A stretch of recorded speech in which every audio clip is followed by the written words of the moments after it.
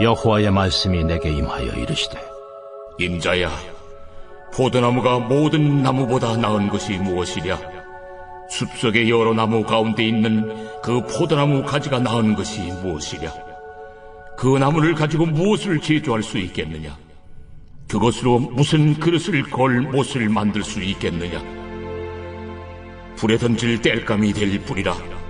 불이 그 두 끝을 사르고 그 가운데도 태웠으면 제조에 무슨 소용이 있겠느냐? 그것이 온전할 때에도 아무 제조에 합당하지 아니하였거든 하물며 불에 살라지고 탄 후에 어찌 제조에 합당하겠느냐? 그러므로 주 여호와께서 이같이 말씀하셨느니라.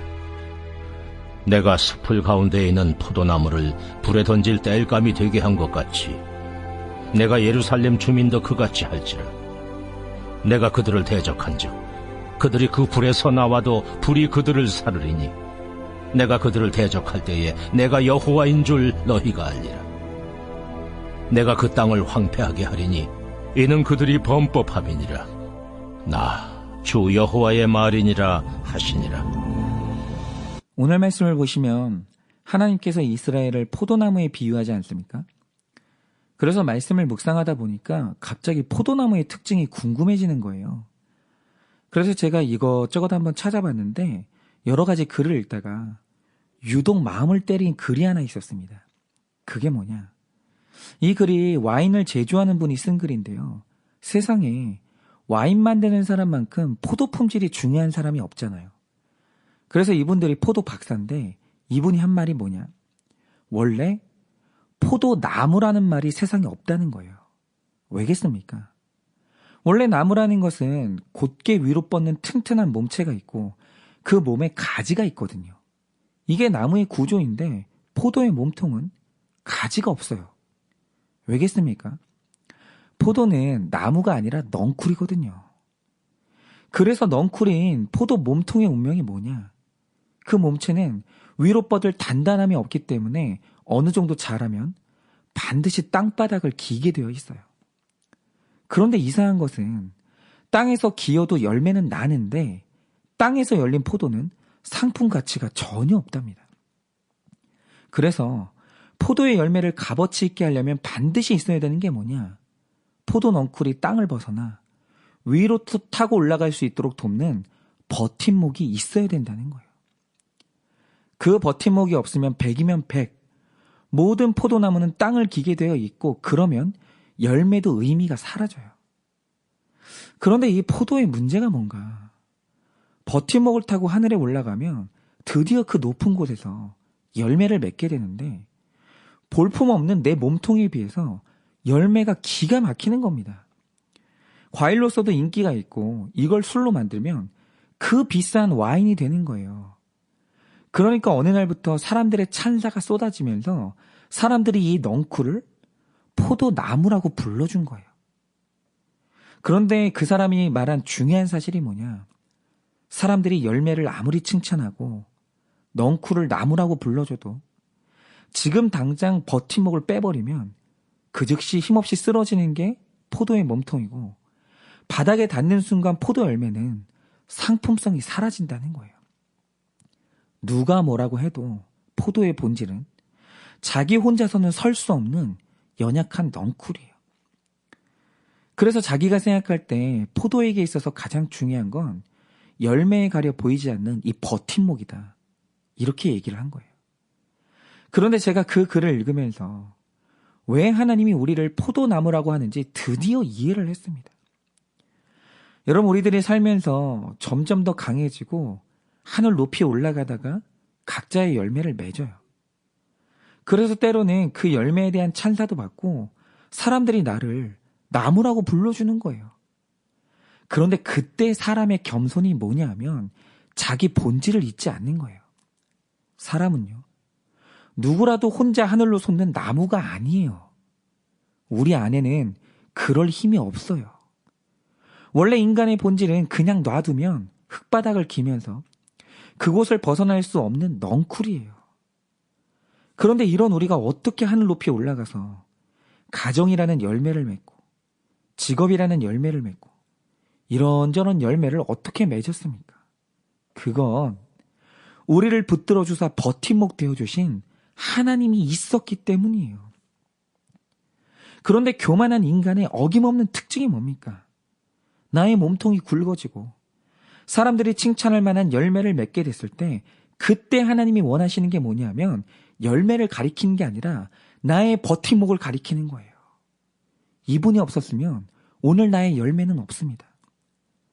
그리고 하나님 없으면 땅을 길 수밖에 없는 나의 연약함을 고백하는 거예요. 그게 바로 찬양입니다. 그런데 거의 모든 사람은 하늘 높이 올라가서 열매를 맺은 그 자리에서 사람들이 나를 나무라고 불러주거든요. 그러면 정말 자기가 혼자서는 나무라고 착각을 하는 거예요. 지금도 나를 지탱하시는 하나님을 숨기고 그 영광을 자기가 다 도둑질하는 거예요. 그런데 사람이 배응망덕하여 하나님 영광을 드러내는 의무를 저버렸을 때 하나님이 질서를 바로잡기 위해 하시는 일이 뭡니까? 포도나무의 버팀목 되시던 하나님이 사라지는 거예요. 그러면 무슨 일이 일어나는지 아세요?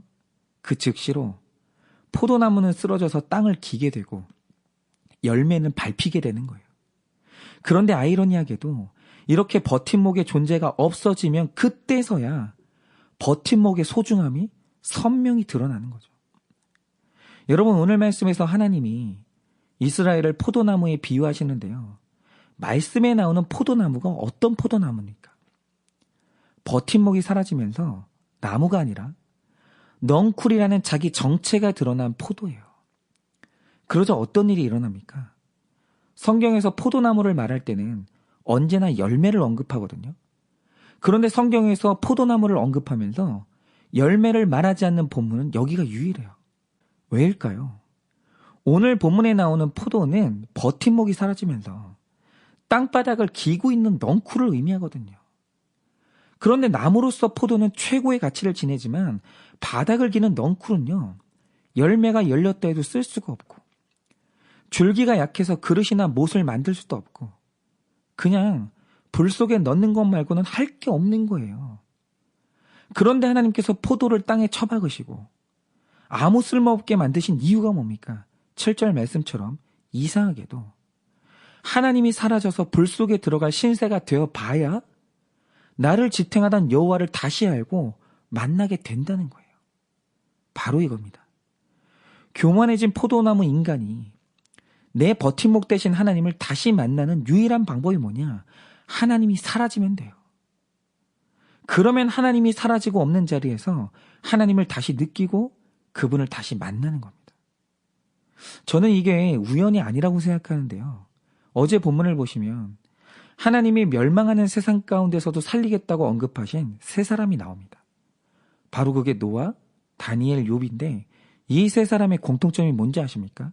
셋 다 우리의 버팀목 대신 하나님이 사라지는 경험을 했는데 하나님의 부재 속에서 선명한 하나님을 다시 만났다는 거예요.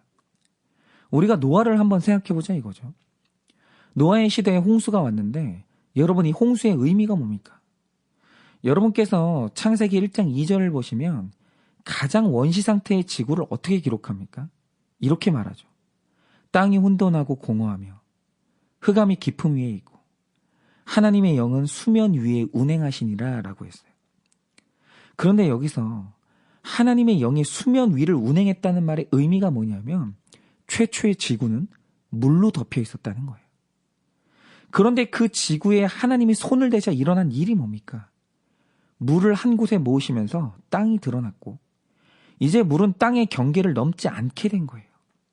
그러니까 인간은 물이 땅을 침범하지 못하도록 붙드신 하나님의 그 손길 안에서 문명을 이루고 열매를 냈던 거예요. 그런데 어느 날부터 이들이 내 삶을 붙드시는 하나님을 찬양한 게 아니라 마치 혼자 일어난 것처럼 교만해지고 포악해지는 거예요. 그러자 하나님께서 하신 일이 뭡니까? 특별히 뭘 하신 게 아니고요. 땅과 물의 경계를 붙드시던 세상의 버팀목이 되어주시던 그 손을 놔버린 거예요. 그러자 일어난 일이 뭡니까? 지구가 원래 원시 상태로 돌아가 버린 거예요. 다 물로 덮여버린 거죠.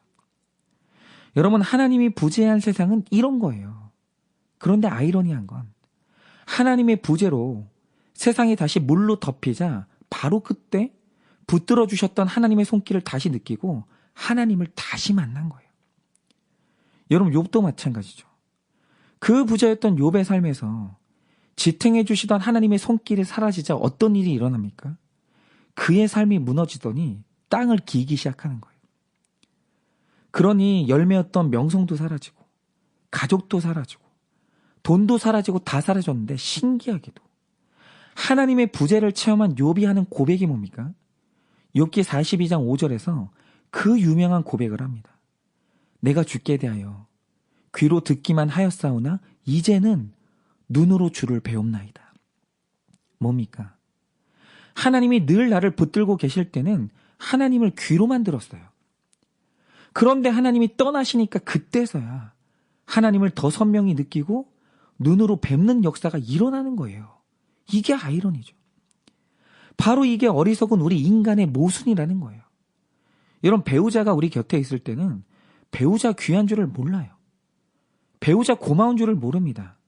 그냥 귀로만 듣는 거예요. 고맙다, 소중하다는.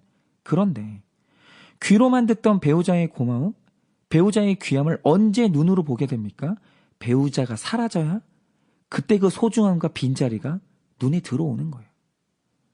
여러분, 부모도 마찬가지예요. 부모님이 늘 우리 옆에 살아계실 때는 부모님이 귀하다, 부모님이 소중하다, 이거 눈에는 안 들어와요. 이거 다 귀로만 듣는 이야기거든요. 그런데 부모님의 소중함이 보이고 부모님의 귀함이 언제 내 눈에 보이게 됩니까? 부모님이 사라져야 돼요. 그러면 귀로만 듣던 부모님의 소중함을 눈으로 보게 되는 거예요. 여러분, 이게 인간의 모순이에요. 그래서 우리가 귀로만 듣던 하나님을 만난다고 할 때 필연적으로 한 번은 겪어야 되는 일이 뭔지 아십니까? 하나님이 부재해야 돼요. 하나님이 부재하시면서 땅바닥을 기고 열매가 사라지는 고난을 한 번은 겪어봐야 그래야 그 일이 일어나는 거예요. 이런 고난이 없는 인간은요, 하나님을 귀로만 들을 뿐이지 절대로 눈으로 만날 수는 없다라는 거예요. 여러분, 오늘 하나님께서 이스라엘에게서 떠나시고 이스라엘을 땅바닥에 쳐박아 불 속에 들어가야 되는 신세로 만드신다고 합니다. 왜입니까? 그래야 내가 여호와인 줄 아는 순간이 오기 때문이에요. 그래야 하나님이 없어져 봐야 늘 나와 함께 하시던 하나님을 눈으로 보게 되기 때문이에요. 여러분, 혹시 우리 중에 하늘로 높이 뻗고 있었는데 갑자기 땅바닥에 처박히는 경험을 한 분이 있지 않습니까? 내 인생의 자랑거리였던 직장의 열매, 가정의 열매, 자녀의 열매가 땅에 떨어지더니 더럽혀지는 고난이 오지 않았습니까? 여러분, 하나님께서 그 고난을 주시는 이유가 뭡니까? 그건 귀로만 듣던 하나님을 눈으로 다시 만나라고 주시는 사건이에요.